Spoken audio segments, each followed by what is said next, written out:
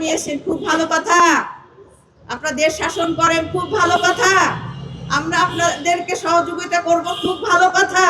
কিন্তু আমরা চাই না নারীর এই সহিংসতা বেশি দিন দিয়ে থাকুক। সময় দেন আমাদেরকে, কতদিনের মধ্যে বিচার করবেন। দ্রুত ট্রাইব্যুনালের মাধ্যমে আমরা বিচার দেখতে চাই। যদি বিচার না হয় আমরা আবার রাস্তায় নামবো, সবাইকে নিয়ে নামবো।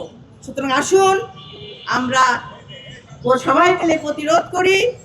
আর যদি এই দায়িত্ব পালন করতে আপনারা অপারগ হন, প্রকাশ্যে ঘোষণা দেন। আমি আইন মন্ত্রীকে বলছি, স্বরাষ্ট্রমন্ত্রীকে বলছি, যারা বিচার বিভাগে আছে তাদেরকে বলছি, যারা প্রশাসনে আছেন তাদেরকে বলছি, আপনাদের কি মা বোন নেই?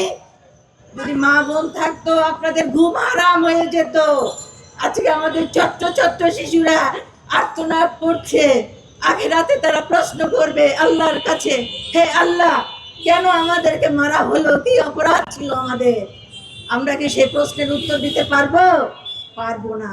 সুতরাং আসুন আল্লাহকে ভয় করি, সামাজিক বিচার, ন্যায় বিচার প্রতিষ্ঠা করি। নারীর প্রতি সহিংসতা প্রতিরোধে আমরা সবাই মিলে এগিয়ে আসি। আল্লাহ রাব্বুল আলামিন আমাদেরকে রক্ষা করুন, দেশকে রক্ষা করুন, জাতিকে রক্ষা করুন। ওমা তৌফিক ইল্লা বিল্লাহ। এবং ঢাকার তাহিয়া অনেক বেশি বলার সুযোগ নেই। শুধু আমি বলতে চাই যে কখন একটি দেশে নারী নির্যাতন, এমনকি শিশু, যখন সে সমাজ ভেতর থেকে পচে যায়। এবং আমরা দেখি যখন এটা তখনই আসলে বিচারহীনতার পর্যায়ে পৌঁছে যায় এবং ব্যাপক আকারে বেড়ে যায়, যখন সমাজের প্রভাবশালী অংশ এবং রাজনৈতিক ছত্রছাড়ায় লালিত তথাকথিত মানুষ নামের পশুগুলো ছাড় পেয়ে যায়। তখনই এই বর্বরতা শেষ সীমায় পৌঁছে যায়। কেউ ভয়ে কাজ করে না, আর কেউ লোভে পড়ে অন্যায় কাজ করে।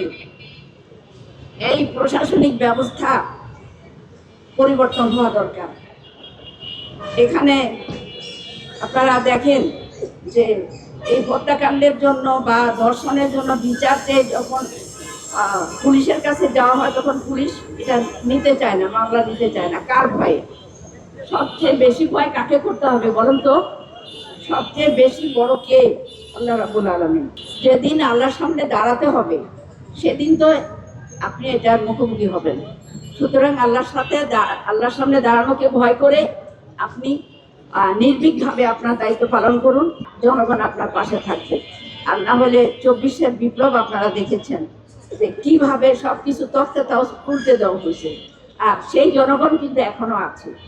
জনগণকে আপনারা খেপাবেন না, জনগণকে আপনারা পাশে রাখুন এবং জনগণের পালস বোঝার চেষ্টা করুন।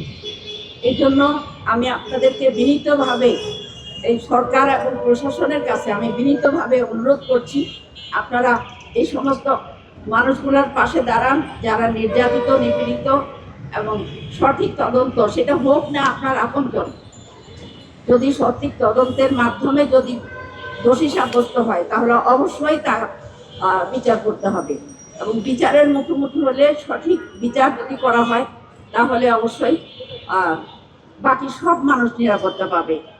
এই জন্য আমি সরকারকে আবারও আহ্বান করছি যে জনগণের নিরাপত্তার ব্যাপারে আপনার যে দায়িত্ব আছে সেটা পালন করুন, যাতে করে আপনার এই সরকারটা স্মুথলি চলতে পারে এবং স্থায়িত্ব পেতে পারে।